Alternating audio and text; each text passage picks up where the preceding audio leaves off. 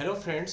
आज की वीडियो में हम दो कंपनीज के बारे में डिस्कस करेंगे। पहला तो है one global service provider and second is Websol energy limited.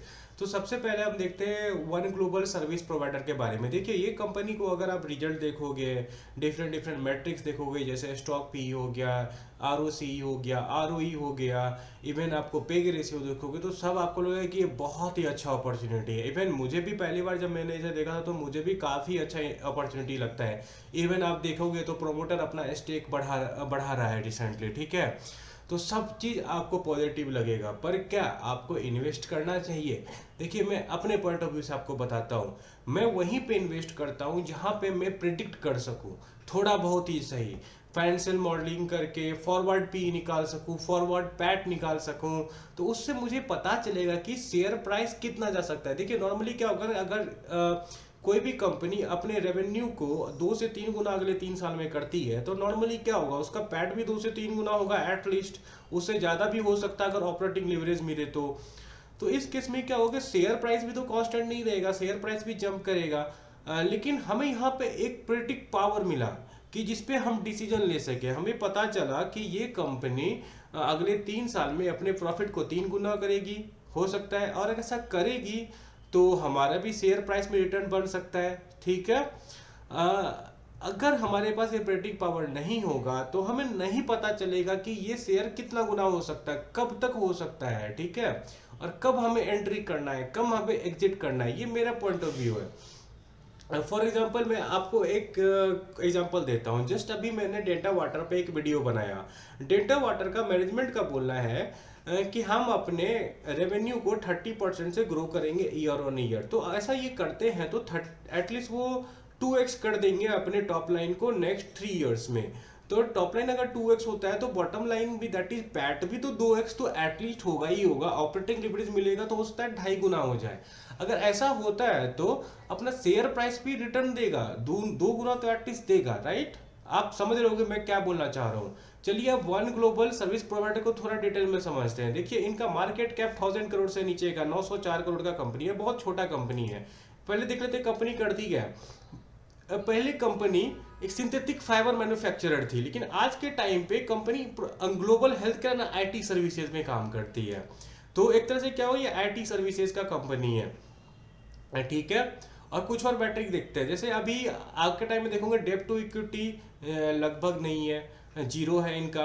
R O सी 56.4 काफ़ी हाई है, आर ओ ई 42.3 ये भी काफ़ी अच्छा है। Return over last 3 years 142% already ठीक ठाक रिटर्न दे चुका है। पे रेशियो 0.13 ये भी काफ़ी अच्छा है, दैट इज काफ़ी सस्ता है। अब आते देखते हैं शेयर प्राइस अपने ऑल टाइम हाई पे है, जैसे आप देख रहे होंगे। पी भी आप देख रहे होंगे, मीडियन पी 14.16 का है, करंट पी अराउंड 10 के आसपास का, एक्चुअली 20 इधर दिख रहा है मुझे। तो ये रहा पीयर कंपनीज। फिर अब देखोगे तो इनका जो है ना रेवेन्यू ठीक ठाक भाग रहा है। इवन सितंबर में देखोगे लास्ट ईयर के हिसाब से आई थिंक 7 या 8x हो गया है रेवेन्यू, एंड पैट तो 10x हो चुका है year on year, which is good. And even quarter on quarter अगर आप देखोगे तो PAT is 2x, which is also very very good. सब कुछ अच्छा है। यहाँ पे देखिए, अगर आप ईयरली स्टेटमेंट आके देखोगे तो रेवेन्यू आपको डबल से भी ज़्यादा हो चुका है। पैट भी लगभग आपको 2.5x हो चुका है ये ईयर ऑन ईयर, ठीक है। और ये रहा बैलेंस शीट। बैलेंस शीट में आप देखोगे तो रिजर्व्स में 82 करोड़ है, बोरोइंग ना के बराबर है। ऑसम फिक्स एसेट 2 करोड़ का है, चूंकि आईटी कंपनीज है। तो सब कुछ आपको अच्छा दिखेगा। इवन यहाँ पे भी देखिए, प्रोमोटर के पास करंटली 66.24% का स्टेक है। रिसेंटली लगता है कि कंपनी के प्रोमोटर ने स्टेक खुद ही बाय किया हुआ है। आई थिंक एफ से बाय किया, क्योंकि इनका आप देखोगे स्टेक घटा है रिसेंटली। और इधर भी पब्लिक में देखोगे तो कुछ लोगों ने अपने शेयर को बेचा है, जैसे ये टेरेंसिया कंसल्टेंट, इन्होंने अपने शेयर को बेचा है। संजय जी ने अपने शेयर को बेचा हुआ है। तो बेसिकली कहना क्या चाह रहा हूँ कि प्रोमोटर ने खुद का शेयर खरीदा है, which is also a positive sign. मतलब सब कुछ पॉजिटिव दिख रहा है, कंपनी सस्ते वैल्यूएशन पे है, सब कुछ अच्छा है। पर मैं क्यों नहीं इस कंपनी में अपना स्टेक, मतलब शेयर खरीदूंगा इस कंपनी का? इसके लिए मैं अपना पॉइंट ऑफ व्यू देता हूँ। देखिए, मैं वहीं पे इन्वेस्ट करता हूँ जहाँ पे मैं प्रिडिक्ट कर सकूँ कुछ भी। यहाँ पे कंपनी का आपको कौन कौन नहीं दिख रहा है, ठीक है ना, आपको पीपीटी दिख रहा है। तो मेरे पास डेटा नहीं है। मेरे पास क्या डेटा है, यहाँ पे जो डेटा दिख रहा है आपको और कुछ कुछ मुझे डेटा यूट्यूब पे मिलेगा, कुछ कुछ डेटा मुझे यहाँ से मिलेगा। मुझे क्या आउटलुक पता है कंपनी का? नहीं पता है। कंपनी का विजन पता है? नहीं पता है ढंग से। तो मैं किस बेसिस पे प्रिडिक्ट करूँ? चलिए, ये बहुत अच्छा रिजल्ट लाया, क्या ये गारंटी है? क्या मैनेजमेंट ऐसा बोला है? मैं तो नहीं सुना, मेरे पास कोई डॉक्यूमेंट नहीं है इस चीज़ का। मुझे कैसे पता कि ये 135 करोड़ हो सकता है कि नेक्स्ट क्वार्टर में 200 करोड़ भी हो जाए, हो सकता है कम हो जाए, मुझे नहीं पता भाई। मुझे जब नहीं पता है तो मैं चूज करूंगा कि ऐसे कंपनी से दूर रहना है, क्योंकि फैक्ट यही है ना, मार्केट में बहुत सारी कंपनीज हैं।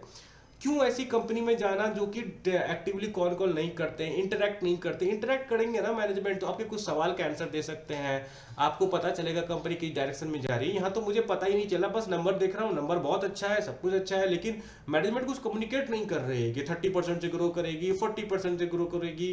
कुछ तो कम्युनिकेट करे, पीपीटी में डाले, कहीं पे डाले, और एक्चुअली एटलीस्ट पीपीटी तो दे। कॉल कॉल ना करे तो पीपीटी तो दे, प्रेस रिलीज तो करे। आप यहाँ पे आके देखोगे तो रिसेंटली इन्होंने आपको रिजल्ट दिया है, लेकिन प्रेस रिलीज वगैरह कुछ नहीं दिखेगा आपको। तो मैं किस बेसिस पे डिसीजन लूँ? मेरे पास कुछ भी नहीं है। तो ये मेरा टेक रहा। बेसिकली मैं ये बोलना चाहता हूँ कि मैं इस कंपनी में इसलिए इन्वेस्ट नहीं करूंगा सब कुछ अच्छा होने के बावजूद, क्योंकि मैं ये नहीं बोल सकता हूँ कि इस on basis of something that is management ने कुछ गाइडेंस दिया है कि इस कंपनी का रेवेन्यू अगले 2-3 साल में 2-3 गुना होगा, इस वजह से पैट भी 2-3 गुना हो जाएगा, और ये मेरा शेयर प्राइस में भी थोड़ा बहुत रिटर्न बन सकता है। ये मैं नहीं बोल सकता इस कंपनी में, क्योंकि मुझे नहीं आइडिया है, मेरे पास डिटेल नहीं है इस कंपनी का फर्दर, ये जितना मुझे स्क्रीन पर दिख रहा है उसके अलावा। तो ये रहा मेरा वन ग्लोबल सर्विस प्रोवाइडर पर टेक। अब हम आते हैं वेबसोल एनर्जी। देखिए, वेबसोल एनर्जी का भी ना सेम सीन लगता है। जैसे चलिए मैं पीपीटी खोल के दिखाता हूँ, ऑलरेडी मैं खोल के रखा हूँ, सब कुछ अच्छा है, इसका नंबर भी अच्छा आ रहा है। आउटलुक देखिए, ग्लोबल सोलर आउटलुक ने दिया हुआ है, कंपनी का आउटलुक नहीं बताया है इन्होंने। और फैक्ट यही है ना कि हो सकता है कि सोलर सेल्स का ना दाम घट जाए कंपटीशन की वजह से। तो ये भी एक रीजन है कि मैं अभी आज के टाइम पे सोलर कंपनीज में स्टेक बढ़ाने का नहीं सोच रहा हूँ। एक्चुअली मेरे पास तो नहीं है, मैं जहाँ पे भी था वहाँ से मैं निकल चुका हूँ। मैं केपीआई ग्रीन में था, मैंने उसे काफ़ी पहले बेच दिया है। और तो मैं आज के टाइम पे सॉरी एक्मे सोलर भी मैंने टेम्पोरली लिया था, उसे भी मैंने सेल कर दिया। करंटली मैं आई डोंट थिंक किसी सोलर कंपनी में हूँ। तो ये कंपनी का फंडामेंटल देखते हैं। कंपनी का फंडामेंटल क्या है कि 5143 करोड़ का मार्केट कैप है, छोटा ही है। स्टॉक पी 25.3 है, ये भी कम है। लेकिन आपको ये चीज़ समझना पड़ेगा, ये कंपनी ऑर्डर बुक ड्रिवेन है। ऐसी कंपनी ऑर्डर बुक ड्रिवेन होती है। अगर इनके पास ऑर्डर बुक है तो हो सकता है कि ये पहले ही रनअप दे चुकी हो। जैसे चलिए यहाँ पे देखते हैं, इनका कुछ दिख रहा है क्या ऐसा?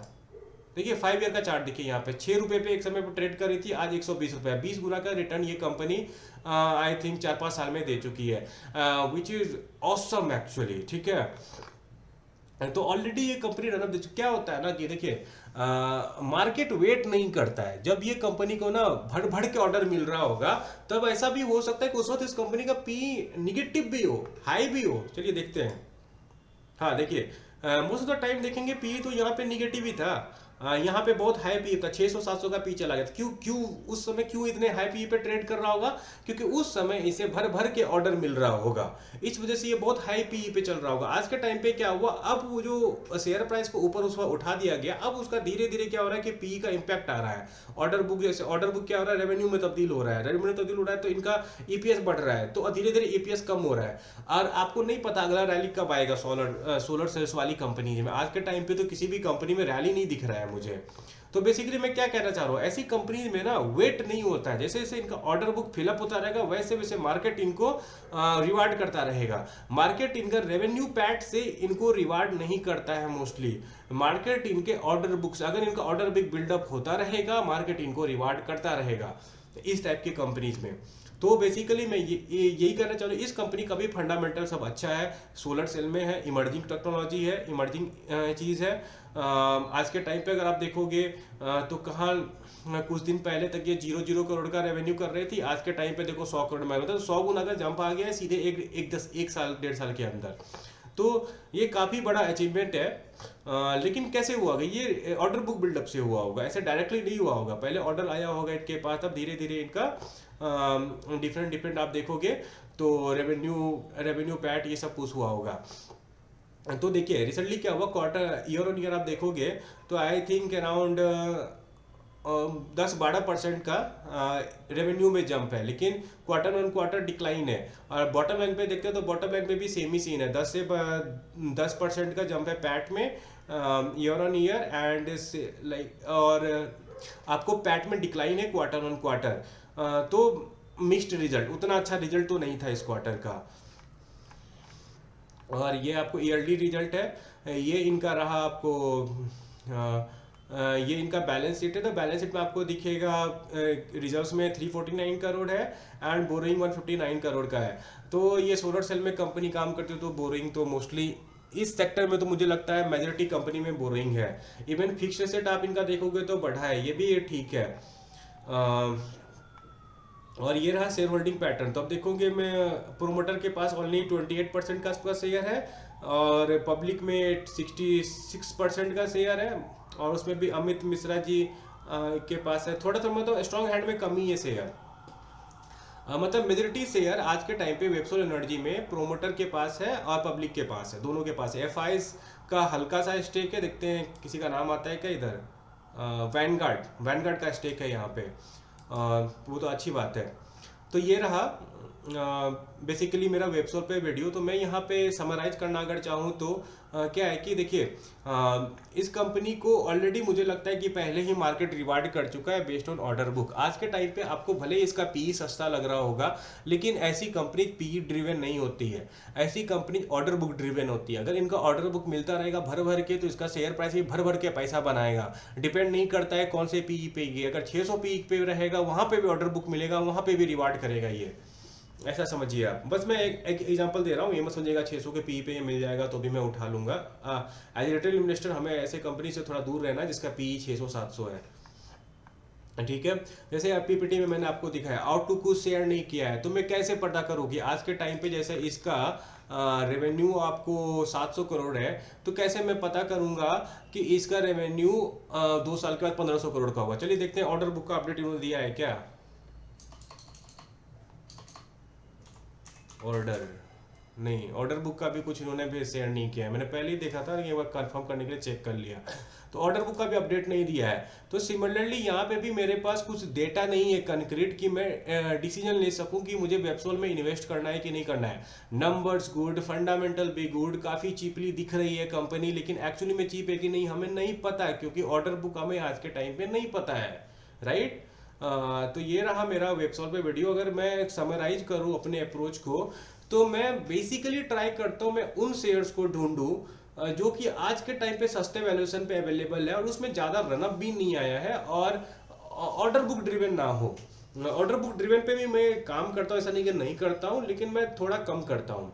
तो जैसे रिसेंटली मैंने इंडिगो पेंट्स में अपना स्टेक बढ़ाया था, इसका मतलब ये नहीं कि आप जाके इंडिगो पेंट्स खरीद लेना। उसका रीजन क्या था कि पेंट सेक्टर में रिवाइवल आ रहा था। Indigo paints small cap company है, काफ़ी सस्ते वैल्यूएशन पे है, मैनेजमेंट का कमेंट्री बहुत अच्छा था, तो मैंने अपना स्टेक उसमें बढ़ा लिया था रिसेंटली एंड आई थिंक 20-25% वहाँ से वो ऊपर आ चुका है। तो बेसिकली आपको इस तरीके से काम करना पड़ेगा, सस्ते कंपनी को ढूंढना पड़ेगा और थोड़ा पॉपुलर कंपनी से दूर रहना पड़ेगा। पॉपुलर कंपनी में रिटर्न बनने का चांसेस थोड़ा कम होता है, ठीक है। तो ये रहा मेरा overall take on this video. अगर आप